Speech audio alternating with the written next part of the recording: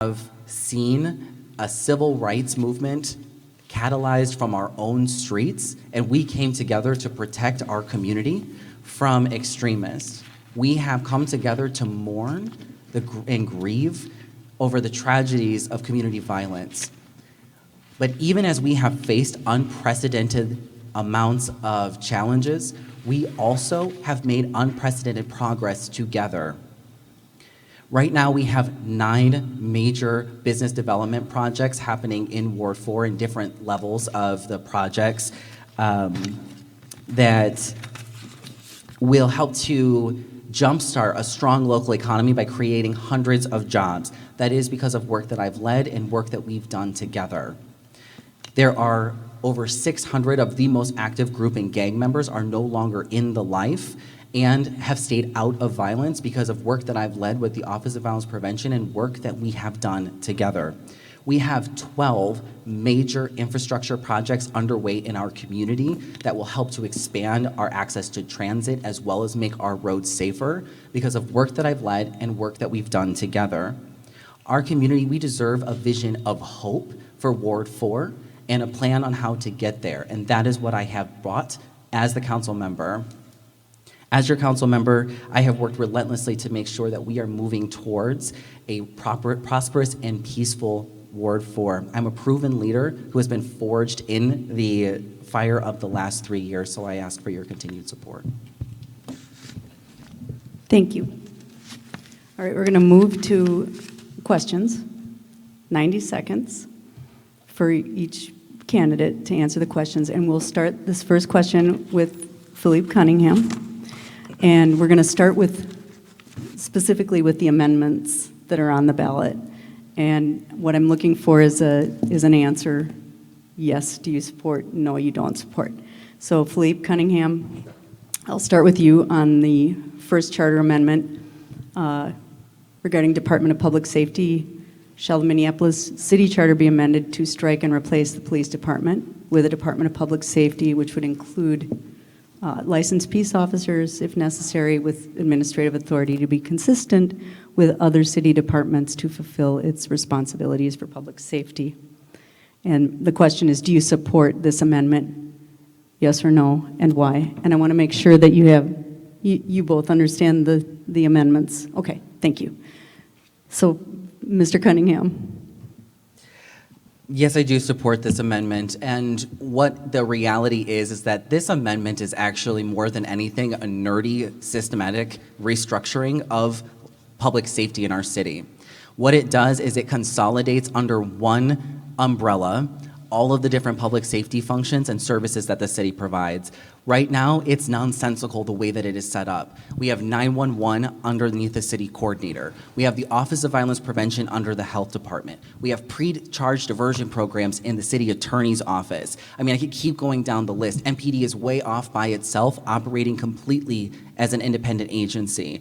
What we're talking about right now is consolidating under one umbrella, under one person who would be responsible. I want to give a quick example. So when we were having the trial prep for Derek Chauvin's trial, when we as a city council were getting briefed, we had about 15 or 16 different people coming and briefing us about different parts of it. If we had a Department of Public Safety, we would have one person who was responsible for organizing all of that. When I asked who would we call in an emergency, no one could answer that question. If we had a Department of Public Safety, it would be the commissioner. The charter is the bones. That is how the city works. It is high level, it is not detailed. What we need to do is put those details in ordinance. That's actually how we govern for the rest of the departments. Thank you. So that's a yes? Yes. Thank you. Ms. Vita? No, I do not support this charter amendment. And my reasons for not supporting it, first, is that it's very confusing. And I think that it targets the chief, our first black chief in the history of Minneapolis MPD.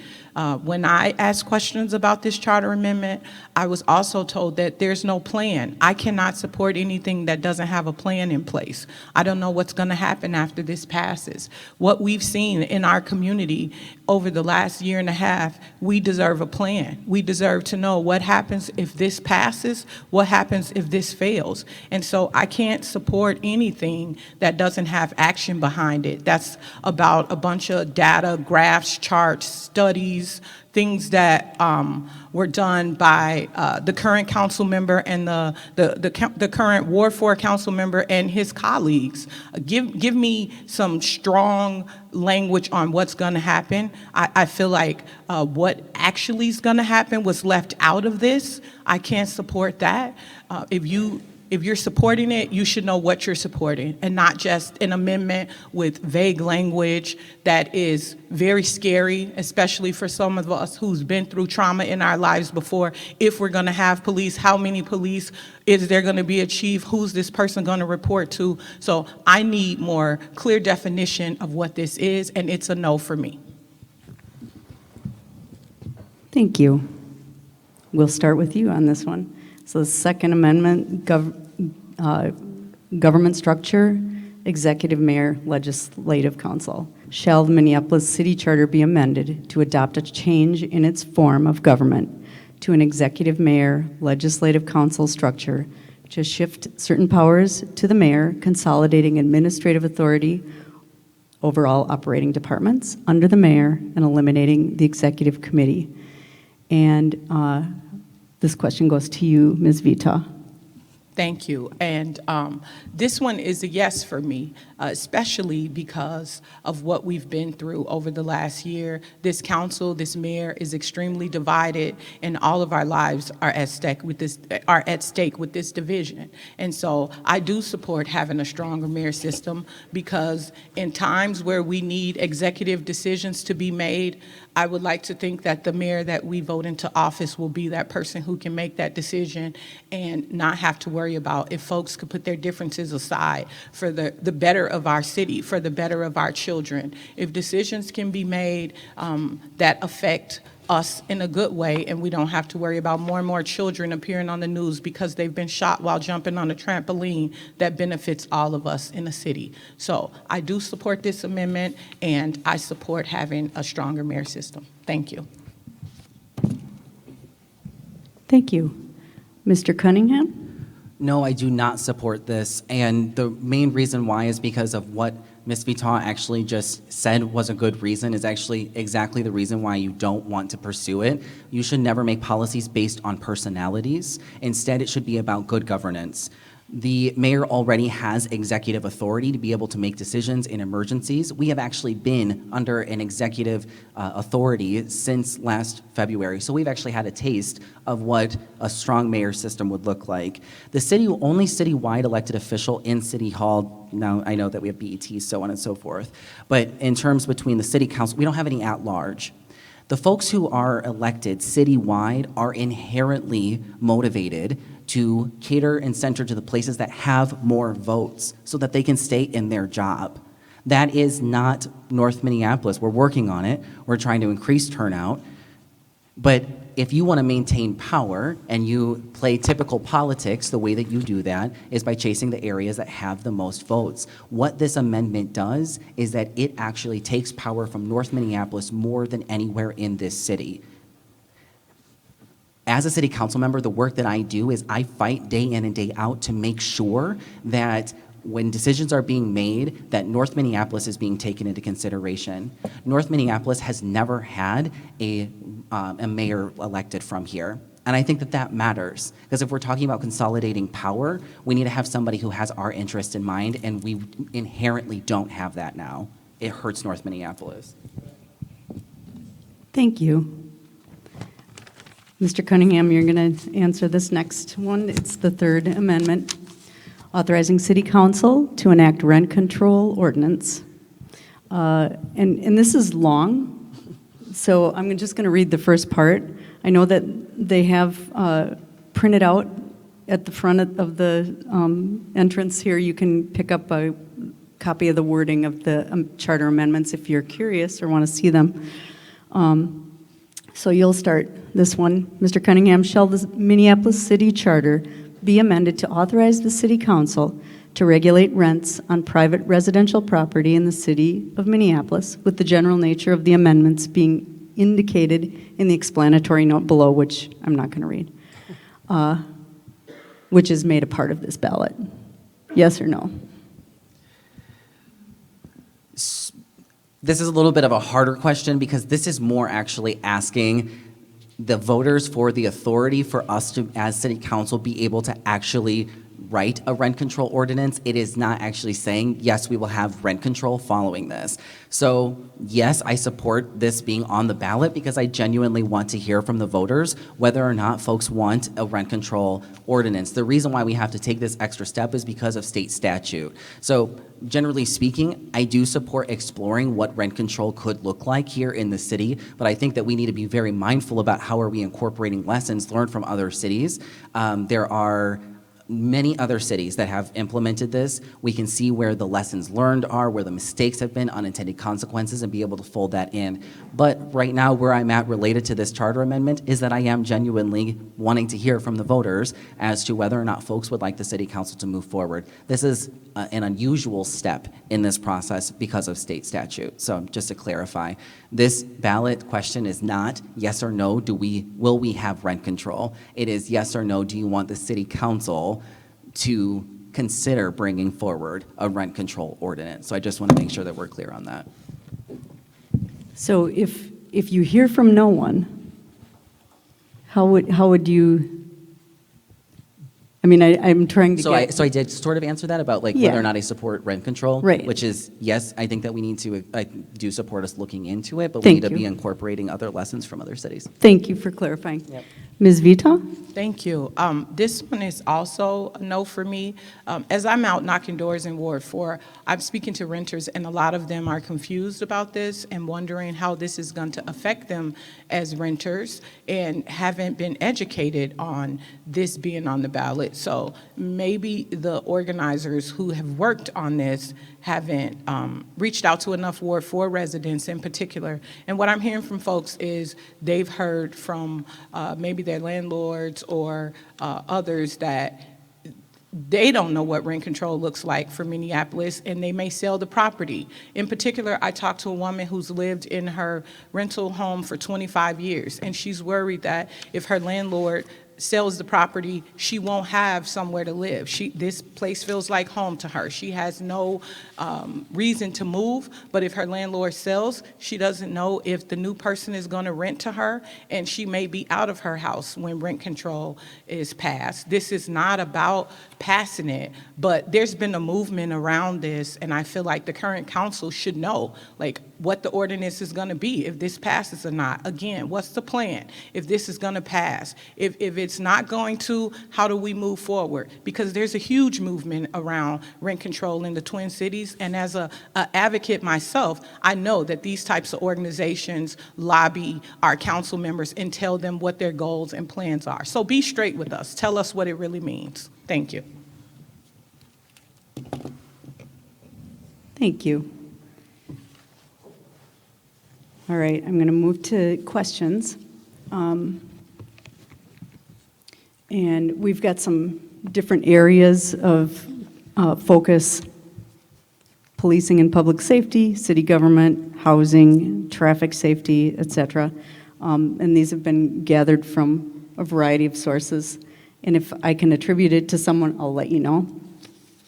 So, Ms. Vita, you're going to answer the first question. And it's coming from Neighborhood Association. If elected, what realistic goals will you set to help reduce crime and make our community safer? Thank you. This is the question I get the most when I'm talking to residents and knocking doors. So realistic goals for me are based on what I've done my entire adult career, talking to community members and getting an understanding of what policing feels like for all of us. Some of our neighborhoods have more crime than others, and we need to be having conversations about what that is. It's also about working with the chief. One of the greatest gifts for me, being on the park board, serving as the chair of the Park Police Oversight Committee is the relationship I've built with the Park Police Chief. I came into the Park Board not really understanding the Park Police role. 4 years later, I feel confident after many ride-alongs and many conversations with the Chief of Park Police. We've built a friendship that I appreciate and that will last with me forever. I'm hoping to build the same relationship with our Minneapolis Police Chief and also our Minneapolis Police Department. We all need to be at the table with policy decisions that we plan to make in the future around policing. This amendment lingering over our head, we don't know what the future of policing is going to be like until the voters choose yes or no in November. After that, I'm looking forward to conversations with all of you, all of Ward 4 residents and the entire city of Minneapolis, so that we make sure policing moving forward fits best for us all. Thank you. Thank you. I'll repeat the question for you. If elected, what realistic goals will you set to help reduce crime and make our community safer? First, I think that it's important for us to really be able to anchor in the reality that this chief is not going to be around forever. We cannot build our public safety systems around an individual person. The average tenure for an MPD chief is 2.5 years. He's been there for 4. The retirement age is 55, he's 54. We know that he's applied to other jobs. So we have to be talking about real systems change rather than a single individual is going to do that.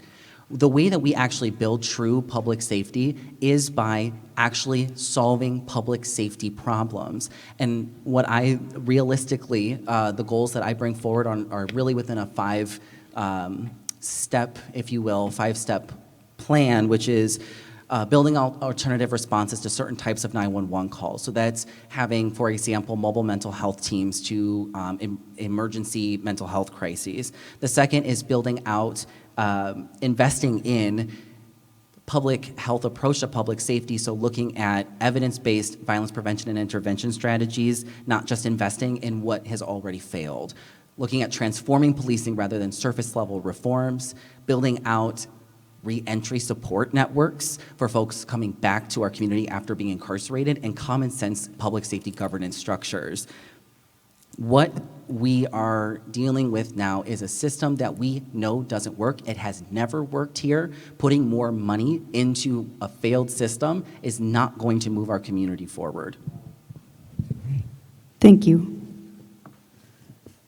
Mr. Cunningham, you're up. I'm looking at some of the questions that came in. So this is a question from our audience tonight. What would the proposed Department of Public Safety mean for the current role of the police chief and the union? Thank you for this question. I'm really excited to be able to dig into it, because if this charter amendment passes in November, then what happens next is that it moves into the city council's hands and the mayor's to then flesh out the details of the operations of that department. And so that happens through a transparent legislative process that the entire public takes a part of. That is how governing and legislating works. So in terms of with this specific question around the chief, there is nothing in this that says that Chief Rondo, this particular person, is going to be fired. That is a logical fallacy that folks are trying to use in order to scare people because they really like Rondo. The reality is that we have a system that is completely spread out. It would put it underneath one. We would have a commissioner who would then be accountable to the mayor in the executive committee, with the city council having legislative oversight, which is what we do now with the other departments. Another example of that actually is the fire department. The fire department operates in exactly the way that we are talking about right now, and it is one of the best fire departments in the country. Whereas MPD is the only department that functions the way that it currently does, being exclusively under the control of the mayor, and it is our most dysfunctional and one of the most dysfunctional in the country. So what we're talking about here is building out a system. Now, in this charter amendment, it doesn't explicitly name the chief, so that's what folks have latched on to, but that would go into the ordinance. We obviously can't not have a police chief. Thank you. I'll repeat the question for you. Thank you. What would the proposed Department of Public Safety mean for the current role of the police chief and the union? Thank you. Because I'm not a current council member and haven't had conversations about this language, I don't have a direct answer. But conversations I've had with current council members about this, they have told me explicitly that we more than likely won't have a chief of police, and that this is going to change the structure of policing. And that could mean no chief, whether it's Irredondo or whomever. And then this notion that, you know, the firefighter structure and the police structure should be the same, I don't even know how that makes sense. Firefighters and police are going into very different situations at times, and a lot of times supporting each other, more so the police in those situations, you know, to go and make sure it's safe. And so I don't know, like, how the structure will be after this. That's what I think we're all trying to get answers for. There's just this language out there with no plan, with no direct answers on what this means for us all. I would have thought if, you know, council members were digging in the language and creating it, that they would have also, you know, had a plan to back up the language that is going to be on the ballot. Thank you. Thank you. I'm going to ask a question from our list here. So, Ms. Vita, community policing, having a regular beat cop, is considered an important component of most criminal justice reform policies. Do you advocate having beat cops in your ward? If not, why? And if so, how would you specifically advocate for this goal with the current budget climate? So, good question. I definitely would advocate for beat cops. I think that a presence of police definitely deters crime. Not all, but having police present does stop some things from happening. So I would want some beat cops. And I also believe that beat cops who patrol regular neighborhoods have an opportunity to get to know people in those neighborhoods and work with people in those neighborhoods. When I grew up, we knew our police officers. They came from our neighborhood. They knew how to treat people that was having a bad day. They knew how to treat people that needed to be arrested. So I think it's important to not only have beat cops, but develop police officers in our very own neighborhoods. Maybe that means some criminal justice reform. So folks who maybe had some issues when they were younger, now they're older and they want to be a police officer, maybe we change the laws so that they can be the police officers. And we work with other bodies of government to do that, of course. That's not a city function, but the city function is working with other elected officials at every level as a city council member. So I am a fan of beat cops. I think that, you know, we really can develop programs where our beat cops are coming right from our neighborhoods. They're our neighbors. They're the people who grow up around all of us and will treat us with humanity. Thank you. Thank you. Mr. Cunningham, I'll repeat the question for you. Community policing, or having a regular beat cop, is considered an important component of most criminal justice reform policies. Do you advocate having beat cops in your ward? If not, why? If so, how would you specifically advocate for this goal with the current budget climate? I really appreciate this question because community policing is often thrown around, but it actually is a very clear framework of policing. Fun fact, I'm actually earning my master's degree in police administration right now at a very good program, and so I really dig into these types of questions a lot. The evidence is very clear that actually beat cops do not deter crime. They don't, but they make people feel safer. And so that is one of the things that is a challenge as a policymaker is, do I invest in things that help people feel safer, or do I invest in things that actually make people safer? Sometimes those two things are not the same, and the research actually backs that up. These kind of surface level reforms of, like, if we have more people who look like us in the department, more people from the neighborhood, those are just clearly evidence shows that that does not actually improve policing outcomes or make communities safer. What does is actually fundamentally transforming how policing resources are allocated. So when I say that, I mean targeted policing. It's based on surveillance and data. It means that they focus on hotspots, or what's sometimes called hot dots, which are people who are repeat offenders and repeat victims. Those folks typically have a lot of activity orbiting around them. Why are we not targeting both our system of consequences and our systems of resources and supports? Why are we not doing that? I need for folks to understand as well. Darn it. I had a really good point. We'll get to it later. Fold that into your closing statements. Yes, ma'am. I am going to ask another question from Neighborhood Association, and I've totally lost my place. Is it Mr. Cunningham, you're starting this question? Yes. Is that right? Thank you. Okay.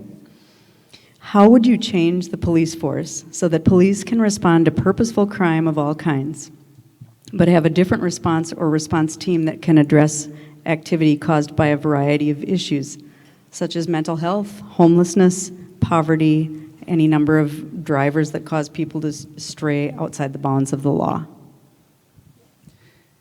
This is work that I've actually been leading at the City of Minneapolis since I got elected. I ran on it in 2017, and I have been actively working on it. In fact, within the next month or so, we are going to have on our mobile mental health teams roll out into our community. That will be an option for folks who call 911, and the triage of 911 agrees that that is the most appropriate response. This actually goes back to the Department of Public Safety. The reality is that all those different types of alternative responses actually don't have anywhere to live right now in the city. Those mobile mental health teams, right now, I mean, they could theoretically go into the health department, but the health department doesn't do first response in that sort of way. We could put it in the coordinator's office, but that also doesn't really make sense. A Department of Public Safety, that's where it clearly is. We need to continue to build out alternative responses related to homelessness, drug overdoses, young folks. I mean, we can go down the list. And we actually have a ton of data from a survey of over 10,000 city residents about what kind of alternative responses they would like to see. We do need our officers to be able to be unburdened from these types of calls that I've talked to veteran officers who've been there 30 plus years. They're like, we weren't answering these types of calls when I started, but now we have to answer everything. So how are we building out these comprehensive systems? How are we investing in a comprehensive approach that will actually help them focus on the work that we need for them to focus on? Crime control, disorder management, and be able to actually have enough time and capacity to build relationships with the folks that they're serving. Thank you. I'll read this for you again. How would you change the police force so that police can respond to purposeful crime of all kinds, but have a different response or response team that can address activity caused by a variety of issues such as mental health, homelessness, poverty, any number of drivers that cause people to stray outside the bounds of the law? Thank you.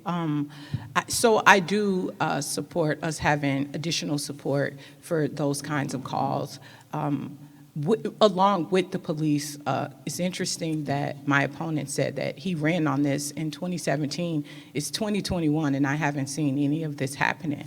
So, like, what's been happening for the past 4 years? Like, these programs should have been rolled out in our city and been a model for us to vote on in 2021, and not something that we're still talking about. How long is this going to take? Is this going to be another 4 years before these emergency response initiatives roll out?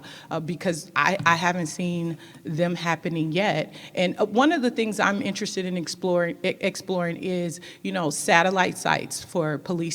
Right here in the 4th Ward, we deserve to have a satellite site here so that our call times are shorter. We've done that in the city of Minneapolis before, and that can house, you know, folks to respond in alternative situations.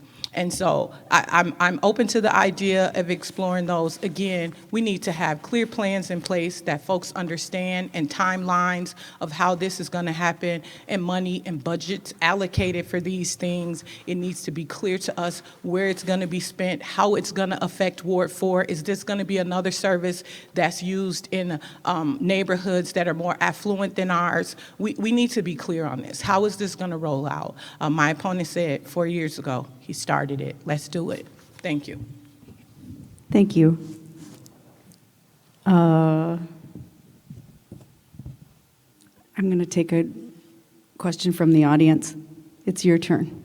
Ms. Vita, the The most effective way to govern is through community connection and displaying extensive cultural competency of the neighborhoods. How will you earn Northsiders' trust? How will you help us believe that the government is here to help? Thank you. That is an absolutely wonderful question. And I will just say that the 20-plus years that I've worked here on the North Side, specifically on policy, I have not worked on any policy, brought a policy to the state, to the city, to the county, to the park board without community buy-in. And if I didn't have community buy-in, I started all over again. I think that the connection with you all is most important for me. I pride myself on community connections, even with those who don't agree with me. I actually like that the best. I like people who I can sit down and talk with, build with. We can get there. No matter what, my door is open to you. If we're on the opposite, now when I'm running for city council, there are people that I've been on the opposite sides of policy with that I'm having great conversations with about running for city council and the future of our city. I love that. I appreciate that. The relationship with constituents, with Ward 4 residents are absolutely important to me. You will always get a response from me, no matter what side you're on when it comes to an issue. You won't get an email back saying that I'm not available due to staffing. If you elected me, you elect me, I am going to respond to you. Thank you. Thank you. Mr. Cunningham, I will repeat this for you. The most effective way to govern through community is through community connection and displaying extensive cultural competency of the neighborhoods. How will you earn Northsiders' trust? And how will you help us believe that the government is here to help? Thank you. I'll just first start off with saying that systems change takes time. This idea that magically overnight, the systemic racism that has created the results that we live with now has been undone overnight or should be expected to is an unrealistic expectation and an unrealistic promise that someone is making that doesn't understand how true systems change works. You can put surface level things to be able to have short-term changes, but those don't actually get to the racial disparities that we have been dealing with in our community for generations. As a city council member, I have gotten feedback from folks who have not been heard in City Hall before that I have been the most accessible, visible, and engaged council member that they've seen. I have open community office hours every single week. I have monthly coffee with Cunningham events. I have an annual State of the Fourth Ward address. Those have never been done here in Ward 4 before. So being engaged is absolutely the case. And I'll just say one other thing too. Ward 4 has the number one most 311 calls, 911 calls, and calls into a city council office. That is data proven. It is a very hard job to be a city council member. I am doing the best that I can right now with one staff member who's amazing. But right now we do have challenges. That is just a reality of being a council member. And so trying to throw shade over the fact that we're having challenges with understaffing is just, again, not understanding how the job actually works. Twitter's not either. You don't have to stop me. Thank you. Next question, Mr. Cunningham, you will start. And this is another question from the audience. I'm learning something here tonight. I didn't know this. Minneapolis currently has a mandate for 888 officers. I didn't know that was the specific number. City data shows only 10% live in the city. That leaves over 800 officers coming from other cities, taking over, I don't know if this is true or not, 100 million of Minneapolis taxpayer money. I don't have the data. Okay, thank you. Thank you. 100 million of Minneapolis taxpayer dollars to other cities. Do you support a residency mandate? My first, I'm sorry. Yes, thank you. I'm sorry, I'm a policy wonk, so I just have to clarify some information here. So the 888 number is the amount that's actually in the budget, the authorized amount. So we have enough money in the budget for salaries for 888 officers. The charter mandatory minimum, based on the formula, which, by the way, was put in the charter by the Police Federation political campaign in the 60s during a civil rights movement, is 730. So we actually have 888 salaried in our budget. So as I've said before, research shows that residency requirements actually doesn't improve policing outcomes. What we see is actually officers will live next to each other and on the edge of the city, essentially creating a suburb inside of the city. An example is actually Chicago. Chicago requires all city employees, including police, teachers, to live in the city, and almost every police officer lives in the Beverly neighborhood. The idea of these throwback days of when the police, we had an officer on the block who knew everybody, like that just isn't the case anymore. And if we have the residency requirement, we cannot policy our way, we cannot legislate our way into creating that culture. So we have to be able to meet the culture where it's at now. And again, really the way we improve policing outcomes is by fundamentally allocating our resources in a different way. Thank you. I'll repeat the question for you. Minneapolis currently has a mandate for 888 officers. City data shows only 10% live in the city, leaving over 800 officers coming from other cities. Do you support a residency mandate? Thank you. I do not support a residency mandate, and I just want to say, like what I talked about earlier, I think there's opportunities for us to develop officers from our communities. I'm not talking to you tonight about a master's program. I'm talking from real life experience. What I've experienced is that officers who lived in and come from the neighborhood that I grew up in or lived in treated us very different than those who came from the outside and didn't really understand the culture. And so for me, it's about lived experience. It's not about going to get a master's degree or learning something in a book. So I don't think that you have to live in the city to police. I actually think if you're partnered with someone who lives in the city, they can teach you how to police better. They'll introduce you to the folks who are in these neighborhoods most of the time. And we all know that people respond better to people who look like them. So again, we need opportunities to develop officers in our neighborhoods, whether it's from young people, introducing them to careers in law enforcement at a younger age, or creating opportunities for some of us in the community who would maybe want to be police officers now to have opportunities to do that, to go to school and become police officers in our community. Thank you. Thank you. Ms. Vita, what is your commitment to working collaboratively with the mayor to make our city safer for all residents? Thank you. I think collaborative work is the best way. So not only with the mayor, but also with the entire council. My work on the park board, it's been difficult. There are some personalities at times where you can't work collaboratively, but there's no one who's going to say that I didn't try. I'm going to try my best to work with those that I serve with, including the mayor and with, the Ward 4 residents and residents throughout the city. I'm a citywide elected official. I won a citywide election 4 years ago. Everyone in the city of Minneapolis is my constituent, and I pride myself on working collaboratively with them on their issues, whether it's in my neighborhood or not. Thank you. Thank you. Mr. Cunningham, I'll repeat the question. What is your commitment to working collaboratively with the mayor to make our city safer for all residents?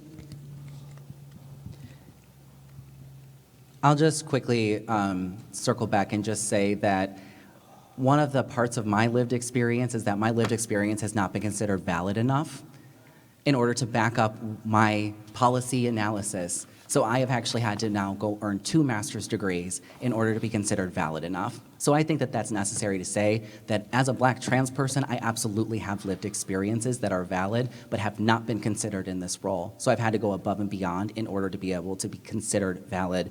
So I think that I just want to say that. I have collaborated with every single one of my city council colleagues and the mayor on at least one major piece of legislation. We don't always get along, and I have been able to actually demonstrate what it looks like to collaborate with someone and hold someone accountable in a way that demonstrates what it looks like to be a statesperson. What actually is just very shocking to hear is for Ms. Vitaw to talk about how collaborative she is when we have on the record at a public meeting her cursing out and using the F word at one of her colleagues. And so that is not the kind of decorum or behavior that we should expect from any elected official, let alone the vice president of that body. And we definitely don't need that kind of energy in City Hall if we're going to be actually truly collaborative. Because I'll tell you this, there's big personalities in City Hall, and there's big stakes. And so you have to be able to work through it. You can look at my record, and I have worked across the board with all of my colleagues. Thank you. I'm going to ask another public safety question, and then we'll move on. And I'm trying to remember where I am. So, Mr. Cunningham, you're first. Under a proposed Department of Public Safety and with a commissioner who reports to all 13 council members and the mayor, who gets priority attention? How do decisions get made about what public safety really means and how it is implemented in ways that places like North trust and feel safe?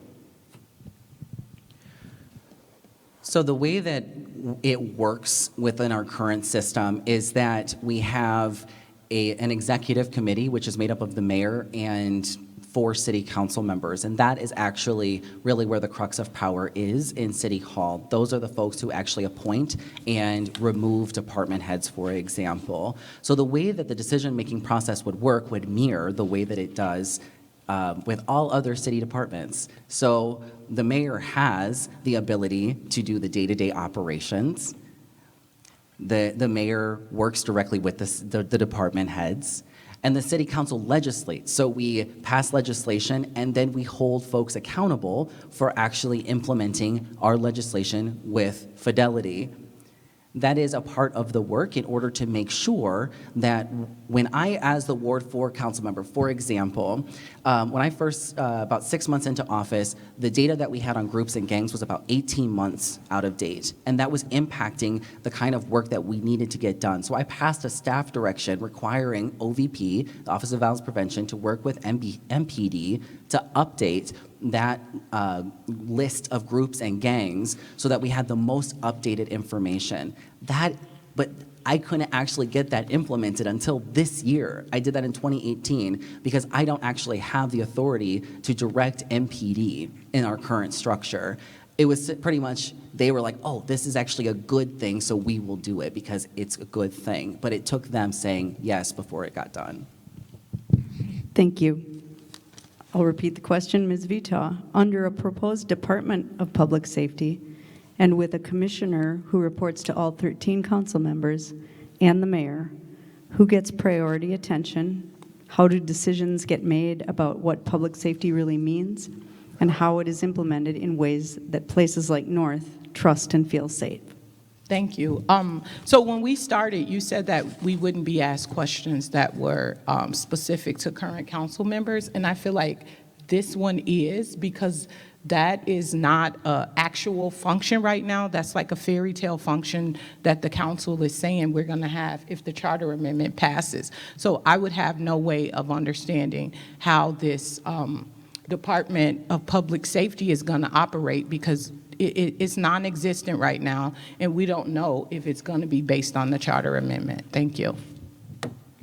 Thank you. I plead ignorance. I'm from St. Paul, and I don't want to ask pointed questions. I'm counting on the league and our question askers to compile things appropriately, and so we can move on. We're going to move on from public safety. And I'd like to move to housing. So Ms. Vita, you'll be first. Describe your approach to increasing affordable housing. Thank you. Great question. I think we need affordable housing in Minneapolis, in particular in Ward 4. There's so many opportunities in Ward 4 for affordable housing. I've had conversations with seniors all over the ward who have said, when I get done cutting my grass, I'd love to have apartments with amenities. I don't want to move to Northeast. I want to stay here in North, where my friends are, where my church is, where my grocery store is. And so, along with the city and the county, we can create opportunities to affordable housing for our seniors, for our families. It's just putting in the work. Creating a budget with solutions for affordable housing in the ward. It's work. We have to commit to it. We have to commit to a certain amount of units. And it has to be throughout the city. It can't just be in Ward 4. People who live in Ward 4 now may want to live in 7 at some time. So the city has to have affordable housing, all over. It can't just be on the north side. It can't just be on one part of the north side. We have to create opportunities throughout the entire city for affordable housing, along with our partners. Thank you. Thank you. Mr. Cunningham, describe your approach to increasing affordable housing. So if you have seen a new house being built on a vacant lot, could you raise your hand? So that is the result of work that I did with Minneapolis Homes to ensure that we actually had more affordable homeownership opportunities. 80% of the folks who have bought those homes have been Black, Indigenous people of color. We have intentionally created homeownership opportunities to be able to address the homeownership racial disparity gap that we see. So we have been creating active pathways to affordable homeownership. Now, additionally, our community is by design the way that it is. We have a history of racist zoning that has been exclusive in ways that does not allow for us to have a diversity of the different types of housing that is available in our community. And so with that in mind, we actually need to be thinking about how do we have a community that is built to meet the needs now as well as for the future. So that means that having more multifamily housing, that could be duplexes, triplexes. Again, through the Minneapolis Homes program, we actually can now develop what's called missing middle, which is 2 to 20 units. But what's interesting about it was that through the work that I did, it actually has to be owner occupied. And so what that means is that the person who lives in the house can then generate wealth and income through the other units that are there. So it's also then a wealth generating opportunity. So there are lots of strategies, there are lots in the budget for it, and I have been putting in the work, and I see the results when I'm out knocking on doors. Thank you.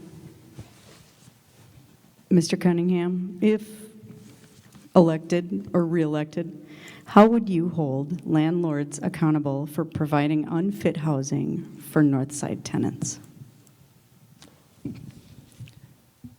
Thank you for this question. This is the type of systems change that I have spoken of, because the way that our actual inspection system is set up is for apartment buildings. It's not set up for what happened, which is during the foreclosure crisis, a bunch of investment companies came in and bought up large swaths of our housing stock. So it has been about shifting the way that the city does inspections and to be able to hold negligent landlords accountable.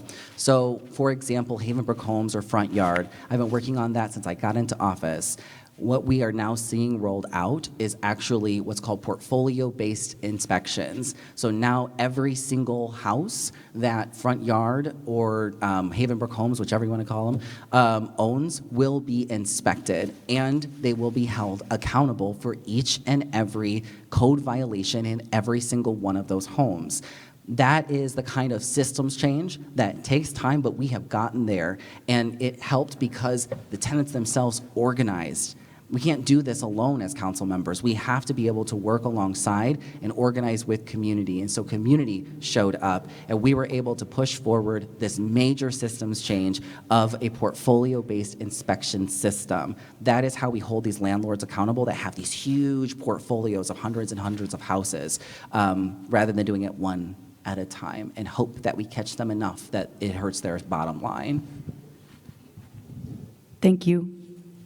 Ms. Vita, how would you hold landlords accountable for providing unfit housing for Northside tenants? Thank you.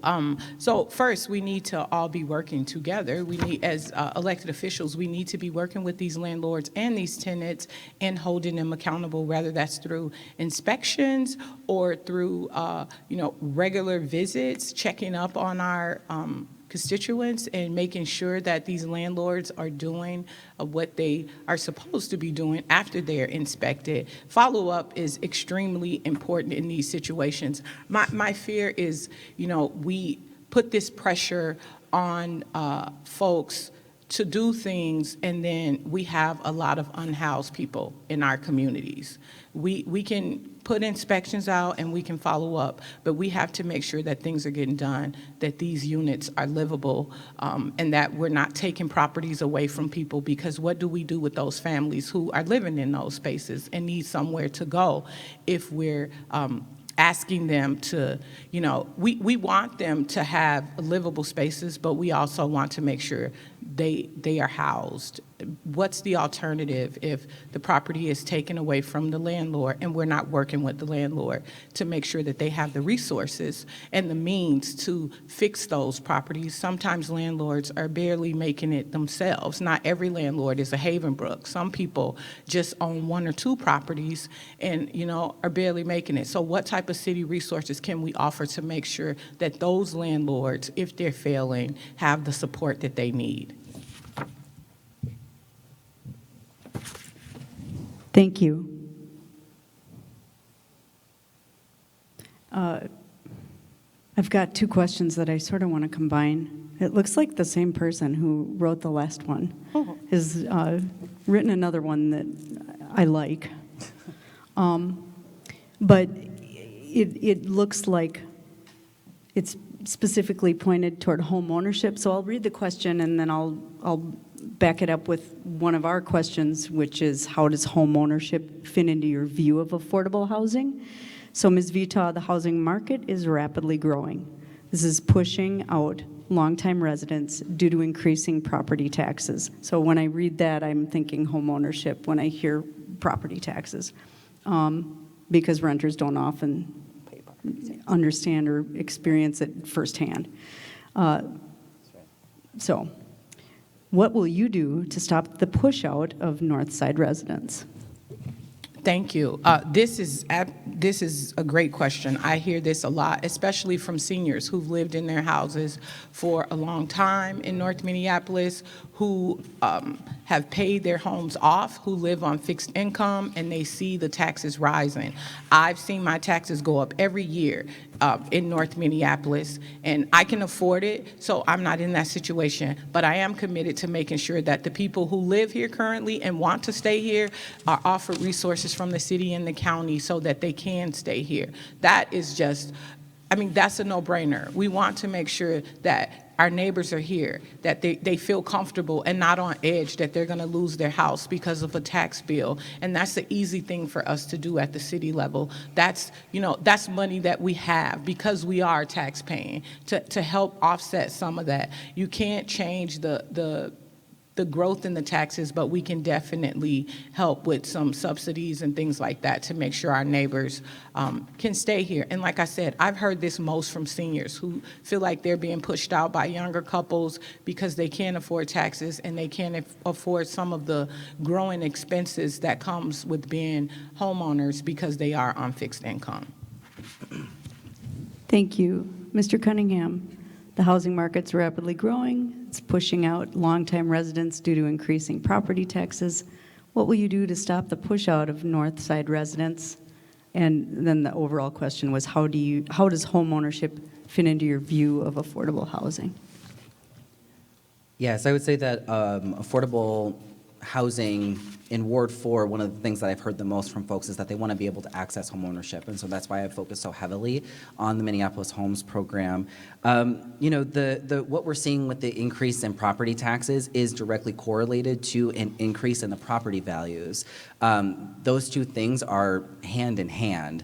You know, the idea that we have money laying around at the city to be able to subsidize is not the case. The property taxes go towards the increasing costs in current service levels. So that means like the services that you're getting now, it's going to cost more next year. And so that is why we don't have money laying around, but there are resources available at the state and at the county for us to be able to help with that. Now, with that being said, I have absolutely fought property tax increases. I have voted no on the levy increase for 2 years because I do not agree that the fact that North Minneapolis because of the fact that our property values grew the most in the city, that we should be the most burdened.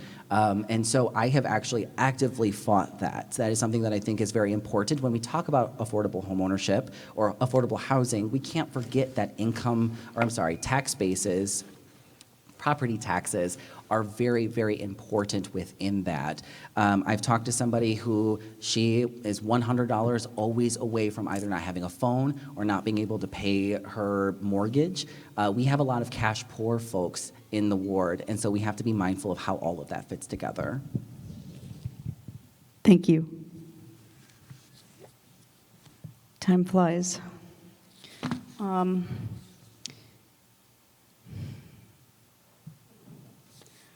I'm struggling for what area to go to next. So, Mr. Cunningham, I'm going to just jump to the 2040 plan. Specifically, comprehensive plan shapes how the city will grow and change. The plan covers topics such as housing, jobs, design of new buildings, and how we use our streets. What are your thoughts on the 2040 plan in its current state? Are there specific parts of the plan that you would champion, and are there any you wish to amend? I appreciate this question a lot. So my opinion of the 2040 plan is that I've worked really hard on it. The zoning in Ward 4, I worked relentlessly on it to be able to deliver the kind of system change, again, that we have to be able to fundamentally have to put these things in place. For example, we had almost no commercial property. But when I go out and I'm door knocking, and that was the case in 2017 as well, all I ever heard is, I wish that we had a cafe. I wish that we had a watering hole in the neighborhood. I wish I had a favorite restaurant that I could go to where folks from South Minneapolis can come to North Minneapolis and see how amazing our community is. But we had nowhere for those properties to actually go. Now we do. Because of the 2040 plan, Fremont, Penn, Lindale, Lowry, and 44th Avenue North allow more commercial property development. That is what folks have asked for. It is transit-oriented because we have the C and the D lines. We're looking at maybe having the light rail come down Lowry. So we're really building out a system because of the fact that the 2040 plan happened, and I put in a lot of time to make that happen. I actually also led the creation of the first goal of it, which is to make sure that we eliminate racial disparities by 2040. We shouldn't be hoping to reduce them, but hopefully by then we've actually eliminated them because we've learned the lessons and moved forward. In terms of things that I would change, that process really actually now has moved into ordinance. So the nuance would get into the ordinance process. You wouldn't change the comprehensive plan. Thank you. Ms. Vita, the comprehensive plan, 2040 plan, shapes how the city will grow and change. It covers topics such as housing, jobs, the design of new buildings, and how we use our streets. What are your thoughts on the 2040 comp plan? In its current state, are there specific parts of it that you would champion, and are there any that you would want to change or amend? Thank you. There are parts of the 2040 plan that I like, but what it doesn't cover is public safety. And so if we don't feel safe and welcome in our city, then none of the things that it covers matter. If we don't have safe communities, commercial properties, housing, this opportunity for a cafe, none of those things matter that were figured out in the 2040 plan if we don't have safety. And that wasn't covered there. The time that was was put into thinking that out. We should have been working on our future of policing and public safety, since a lot of our council members who are currently serving ran on public safety in 2017. So I get it, we have to think about long-term changes in our city. But right now, we're faced with a lot of crime, we're faced with a lot of safety issues, and that's what needs to be addressed. And we can work on the 2040 plan after people feel safe walking to their cars and not worried about being carjacked. Thank you. Thank you. I'm going to switch to small businesses. There's only one question, so Ms. Vita, this is from the Neighborhood Association. Many small businesses in the area are struggling or closed because of COVID-19. How will you support businesses in our district? So I will say personally, I support businesses in our district by shopping there. I love shopping in our district. Since COVID, I've committed, along with my husband and my family, to make sure that we keep as much money in the ward as we can. There's so many opportunities in Ward 4. You know, I've bought candles, I've bought earrings, I've bought chocolates, I, have dinner. There's so many opportunities for us to support. I encourage others to. When I have to buy gifts, I try to buy gifts from the ward and introduce people to some of the wonderful businesses that we have here. So, I think it's a part of it is about word of mouth. Part of it is about supporting our neighbors, even if it's not in a storefront. I love stopping at the snow cone stand that the little girls have on Lindale. That's the neighborhood business. That's a small business. They're selling snow cones and chips, and that money is going towards the future of their family. So I think opportunities for us, this is a community opportunity. If we support our neighbors, I support our local bike shops. I support everything in the neighborhood that I use. If I can support it, I do it regularly. For me, it's not about going outside of the ward. Some things I have to because we have fewer opportunities than other neighborhoods in Ward 4, but I'm proud to say I support our businesses. I don't support our businesses, when it's for show. The businesses know me. They know I come in, I spend money, I buy products. My husband does, my mother does, my brother does. Thank you. Thank you. Mr. Cunningham, many small businesses in the area are struggling or have closed because of COVID. How will you support businesses in our district or ward? Yes, I love this question because this has been an area that I focused quite a lot on, including, I'll just throw out there, also working very hard on the public safety policy in the 2040 plan. So one of the things that we actually have done is be able to focus on specialized financial products to be able to meet the specific needs of business owners in distressed communities like ours. Because the reality is that we still face financial redlining. That still happens. And so what the city's role is how are we bridging these various gaps, capital gaps, credit gaps, trust gaps, social capital. I mean, we can go down the list of the different gaps. Work that I have led is around the Commercial Property Development Fund. When I talk about 9 major businesses being developed, that is money, that hundreds of thousands of dollars that the city is investing in businesses in our community. All Northsider led, almost entirely BIPOC. That is how we actually close the racial disparities in business ownership. What we also know to be true is that for BIPOC communities, home ownership can actually be a little bit of a shaky approach to intergenerational wealth creation. What actually has been shown to be a better pathway, more stable pathway, is actually entrepreneurship. And when we're thinking about how are we actually building a prosperous and peaceful Ward 4, that's how we do it. And I will tell you that it's a false choice to say we have to arrest our way into safety before we can do anything else. That is not true. We can do both things, and we have to do both things, investing in public safety and also other disparities, closing those. Thank you. Mr. Cunningham, I'm going to ask you a question about the neighborhood organization or associations now. 2021 brought reduced funding to our neighborhood organizations, which serve as important links between the city and each neighborhood. How do you plan on supporting neighborhoods in Ward 4 moving forward? As a part of my work as a city council member, I actually, the work, community engagement work actually reports to my committee. I'm the Public Health and Safety Chair for the City Council, and engagement is included in that. So I've been heavily involved in Neighborhoods 2020 and also very deeply committed to the neighborhood associations in Ward 4. My opinion, and I think it counts for a little something, we have the best neighborhood organizations in the city. I think that we actually set an example for how to leverage neighborhood organizations as true community organizations. Like, how do we actually organize our community? I really appreciate how I've been able to work with Victoria from the Victory Neighborhood Association. I've worked closely with Falwell. I am a Falwell resident, but worked closely with them. McKinley when I was there. I mean, I have had a close relationship with the work of neighborhood organizations. It is important that we invest in them to make sure that they're able to do the work.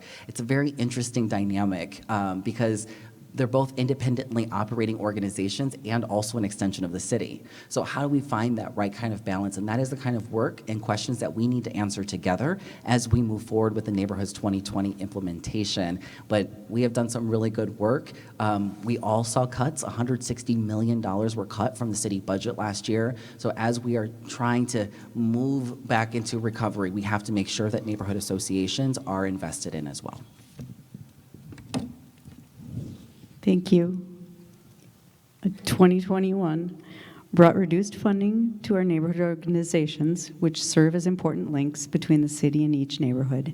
How would you plan on supporting neighborhoods in Ward 4 moving forward? Thank you. So I'm a fan of supporting neighborhood organizations, and I know that there's not money just laying around at City Hall, but what is happening is there are line items of budgets where things are being allocated to non-existent programs. As the board, on the Park Board, I sat as the chair of admin and finance and worked with the city council members to go to a biannual budget so we could have more time to look through the budget and figure out how to reallocate dollars at the city level and the park level, because money comes so quickly. The budget comes so quickly, we don't really have an opportunity to dig in as much as we need to. And I think if we took that time, we would find that there is money in that budget for neighborhood organizations. One of the things I hope to see, and I've tried to work on at the park board level, is that we create more options for our children through parks and neighborhood organizations. That partnership is it's needed greatly, and it has to be a strong partnership.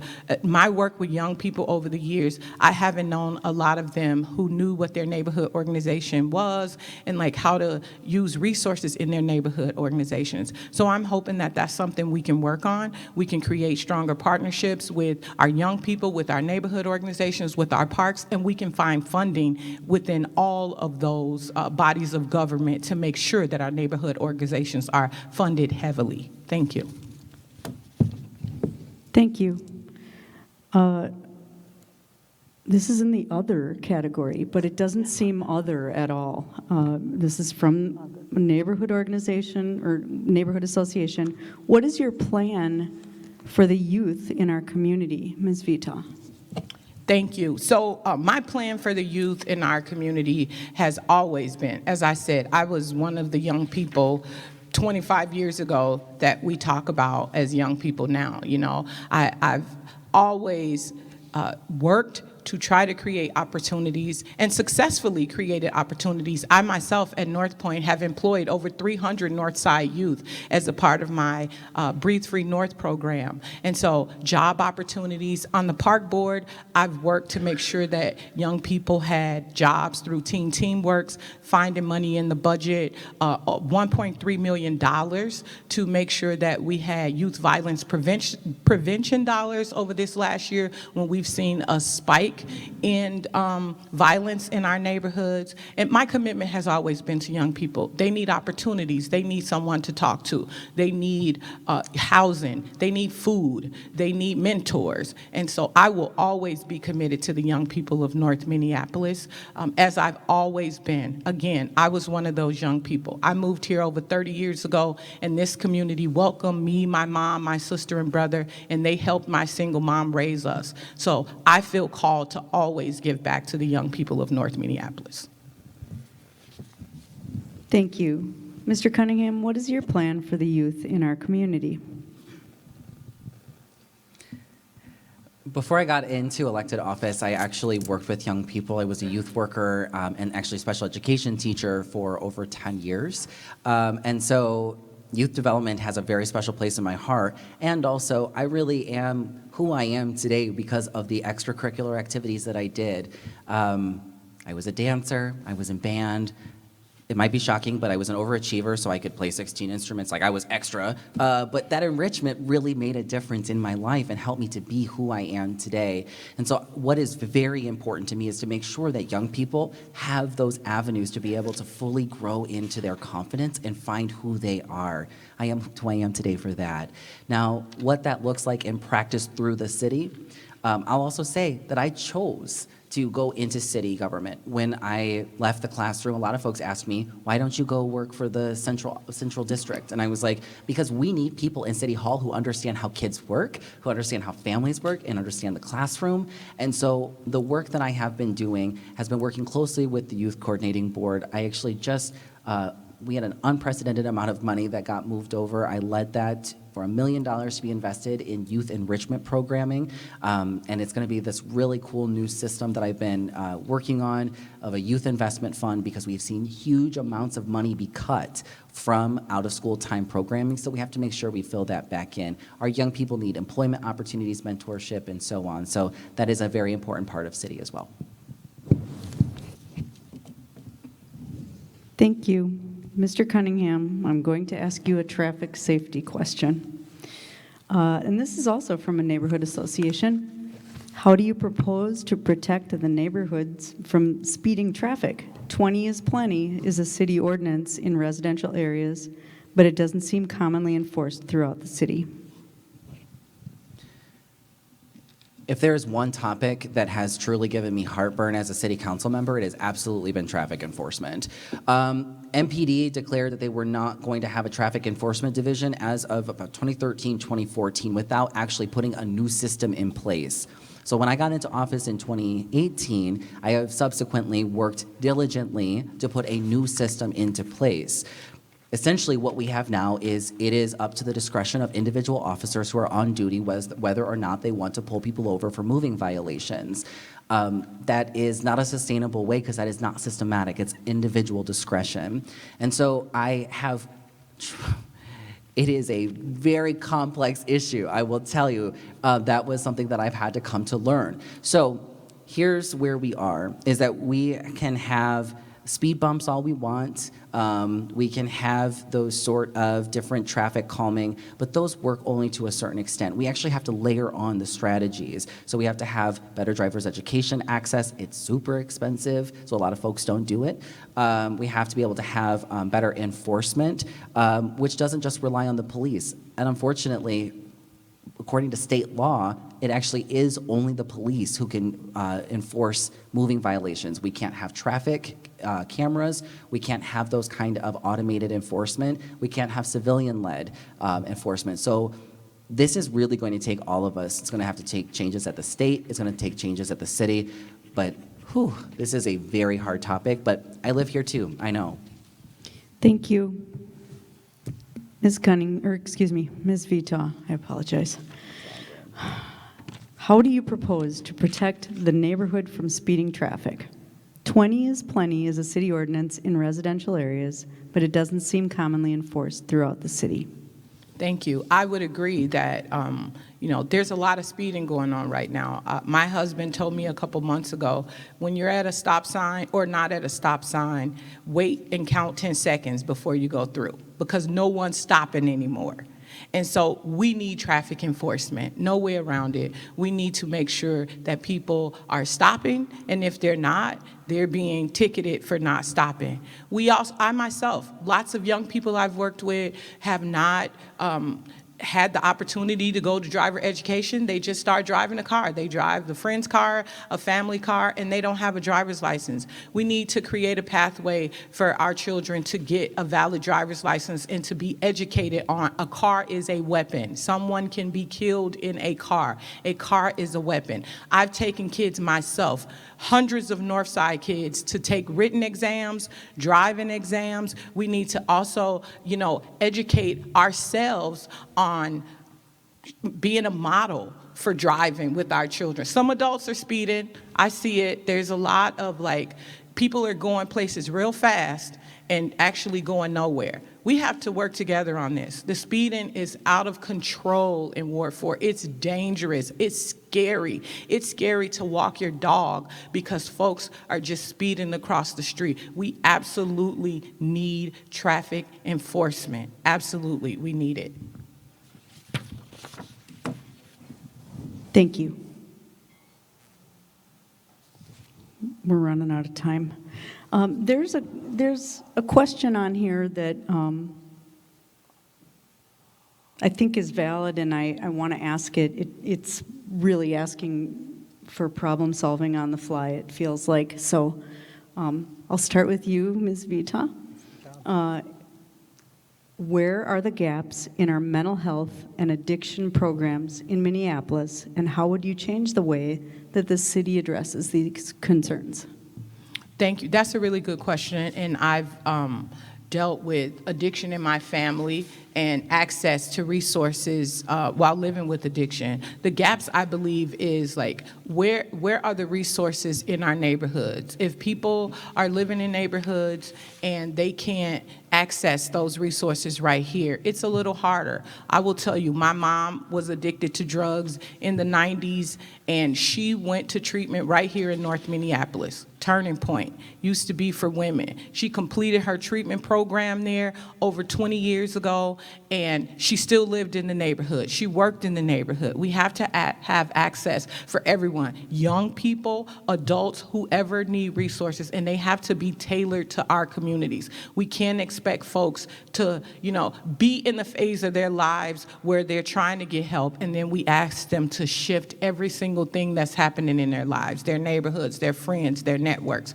Some programs you do need to do that, but we need the resources right here in our neighborhoods. I'll tell you, my mom, when she got clean, she went and sat on the steps at Turning Point and waited till they let her in. That was all she knew. We're lucky that was here. She may have changed her mind the next day. Maybe she didn't want to get clean the next day, but that day, that resource was available for her right around the corner of her house, and she took advantage of that, and we need more of that. Thank you. Mr. Cunningham, where are the gaps in our mental health and addiction programs in Minneapolis, and how would you change the way that the city addresses these concerns? Really, historically, the city has not played a big role in these sort of issues. Really, it's been the county. But what we know to be just a reality is that it's not enough. So the city has to step into this space. So I appreciate this question because we really need to be able to dig into it.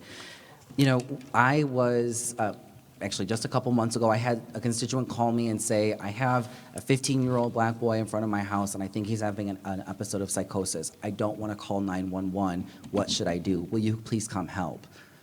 Full service council member. So I went on over and myself triaged the situation. I called an acquaintance who is a mental health professional to be able to get some advice on how should we respond.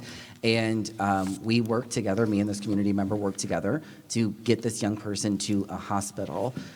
This kind of gap is exactly the kind of space that the city needs to step into. So I think responses are really important. When somebody's in crisis, who is there to show up to help? Having an armed officer show up to a drug overdose, they will tell you themselves that that is not a good use of their time. We need to build out systems that have actually harm reduction specialists going out to be able to help with those overdoses and get folks connected to resources. And also, we really need a housing first policy, because if we're really asking for folks to be able to have their mental health stabilized, be able to deal with chemical health issues, they need somewhere to live first and foremost. So I think that we're really missing that part of the conversation. Thank you. We're going to move to closing statements, and we'll start with Mr. Cunningham. Whenever you're ready. I just want to again say thank you to everyone for making tonight possible. This is a very important question and answer session for us to be able to dig into issues that we face as a community. Like I said at the beginning, this has been my first term, and boy, what a first term this has been. We have seen massive social upheaval in ways that have not been seen for generations. And we have made it through together. We are still in it, but we are moving through this moment together. I have been able to demonstrate what it looks like to still carry hard work through. We are addressing the gaps in our community, whether it's business ownership, affordable home ownership. We're addressing youth opportunity gaps. We are really digging into this work. Systems change is hard work. To dismantle systems of systemic racism that have produced the racial disparities that we live with, that are unsustainable, by the way. They are what is at the core of the conditions that have created what we're living with now. That work is hard work. You need a policy wonk, somebody who understands how to legislate, how to govern, who really gets into the details and does the work in order to keep us moving forward. As your city council member, I have produced high-quality legislation, I have produced high-quality systems change, and I commit to seeing this work through. So I ask for your support in November so that we can keep this work going. Please check out my website. It's cunninghammpls.org to be able to learn more about the work that we have done during these incredibly challenging times and the work that we have ahead of us. So I ask for your support as the DFL endorsed candidate in this election. Thank you. Thank you. Latricia Vito. Thank you. Thank you all so very much for taking the time to listen and get a better idea of my vision for the ward, our vision for the ward, because my goal is to make sure that we all work together for a better ward 4. The reason I'm running is because, I feel like I've asked myself a series of questions, and when I think about the answer, they're not good answers. Is the ward in a better place than it was 4 years ago when our current council member was elected? Is the ward more prosperous? Is the ward, more vibrant? I remember a vibrant North Side.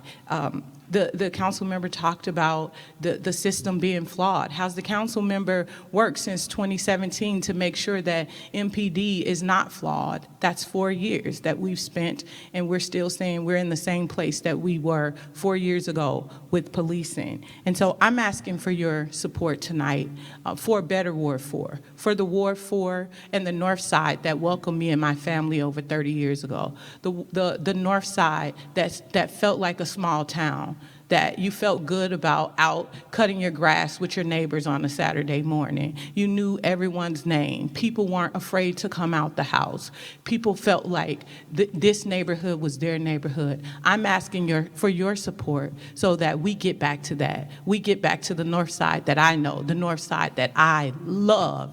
I love North Minneapolis, and we've all chose to live here because we love the diversity of our neighborhood. We love the options that we have in our neighborhood. Of course, we want more. We'll get more. We'll work hard to make sure that we get more. I will make sure that every city dollar we deserve, we get it. I've worked here for 20 years, and I'm tired of hearing people say, oh, the poor North Side. It's time for us to get our fair share. We're no longer going to be poor North Minneapolis. We're going to work hard on this. I need your support to make sure we work hard on a better Ward 4. Thank you. Thank you.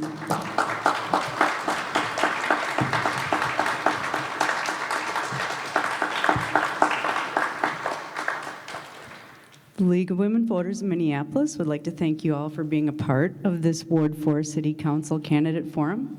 We'd especially like to thank our candidates for being part of the democratic process by running for office and being willing to serve our community, and for participating tonight. It's not easy to sit up here and address all the questions and concerns of your constituents. We appreciate your willingness to participate.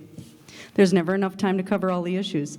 If you feel that your question was not addressed or answered, we encourage you to contact the candidate directly after the forum.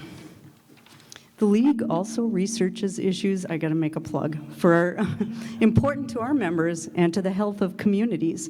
So visit the League of Women Voters in Minneapolis website, lwvmpls.org, right? There's a recent public safety study that is published and it's on the site. And also a voter's guide for the municipal elections here in Minneapolis. So go there, check it out. If you want help with registration for vote, if you want to get registered to vote, you can do it tonight. They're there. And also, we have a Fair Vote Minnesota representative who can answer questions about ranked choice voting. So it starts, early voting starts on the 17th of September. That's just around the corner. And the end of the line is November 2nd, which is Election Day. So please, thank you all for coming and exercise your franchise. Please go vote. And thank you again. And thank you, MCN6, for our broadcast tonight.